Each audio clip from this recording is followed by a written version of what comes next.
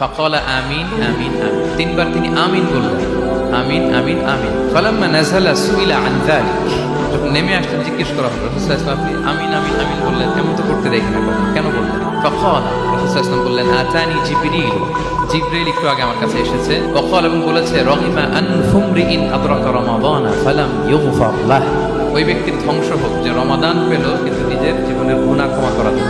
কুল আমিন, আমাকে আমিন বলতে বলা হলো, ফাকুলতু আমিন, আমি বললাম আমিন।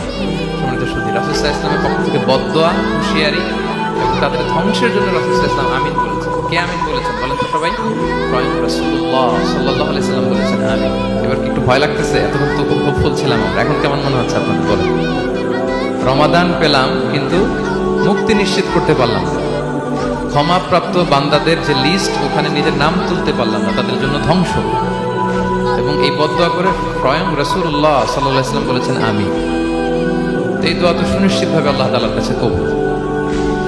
এই ব্যাপারটা কিন্তু খুবই ভয়ঙ্কর। It's a reminder for me and for all of you. আমরা যেন আমাদের প্রত্যেক কাজের মধ্য দিয়ে রমাদানে এটা ভাবি যে আমি ক্ষমাপ্রাপ্ত বান্দাদের অন্তর্ভুক্ত হতে পারলাম না। এই রমাদানে ইবাদতের মধ্য দিয়ে আমি আল্লাহর ক্ষমা, মুক্তি, জাহান্নাম থেকে মুক্তি নিশ্চিত করতে পারলাম কিনা, এটা কিন্তু আমাদেরকে বারবার খেয়াল রাখতে হবে। এটা চায় না। ইসলাম চায় সম্পদের তারল্য সবার হাতে পৌঁছে যায়। আল্লাহ বলেন, সম্পদ যেন শুধু তোমাদের ধনীদের হাতে কুক্ষিগত না হয়, এজন্য আমি এই জাকাতের ব্যবস্থাপনা করেছি। ফলে সবার কাছে এই জাকাতের অর্থ কিন্তু পৌঁছে যাবে। জাকাত হচ্ছে one of the 5 pillars of Islam. ইসলামের 5টা ভিত্তির একটা। 3 নম্বর ভিত্তি, প্রথমে ঈমান, তারপরে সালাত, তারপরেই জাকাত। একটা তাঁবুর 5টা খুঁটি থাকে। এই তাঁবুর 5টা খুঁটিকে যদি ইসলামের 5টা পিলারের সাথে তুলনা করি, তাহলে মাঝখানের খুঁটিটার নাম জাকাত। মাঝখানের খুঁটি না থাকলে যেমনি তাঁবু উঁচু হয়ে দাঁড়াতে পারে না, তেমনি জাকাত ভিত্তিক অর্থ ব্যবস্থা না হলেও মুসলিম উম্মাহ মাথা উঁচু করে দাঁড়াতে পারে না। যেমন এখন আমাদের জাকাত ভিত্তিক অর্থ ব্যবস্থা নাই, ফলে গোটা বিশ্বে আমরা কিন্তু ওইরকম নেতৃত্ব স্থানীয় বা উন্নতির একেবারে শীর্ষ স্থানে ওই পর্যায়ে কিন্তু আমরা যেতে পারি নাই, কারণ জাকাতের যে ডাইনামিজম এটাকে আমরা কাজে লাগাই। নির্দিষ্ট পরিমাণ সম্পদ যদি নির্দিষ্ট সময় পরিমাণ কারো কাছে থাকে, তাহলে তার উপর দান করা ইসলামে কি করে দিয়েছে?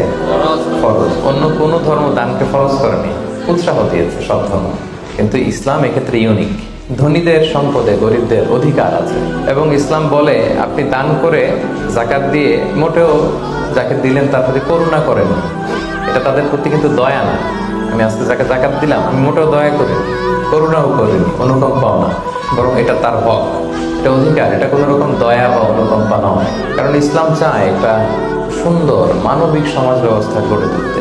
এই জাকাত কিন্তু যাদের উপর ফরজ হয়েছে এটা আপনাকে আদায় করতেই হবে, এখানে কোনো ছাড় নেই, এবং এটা গরিবদের অধিকার।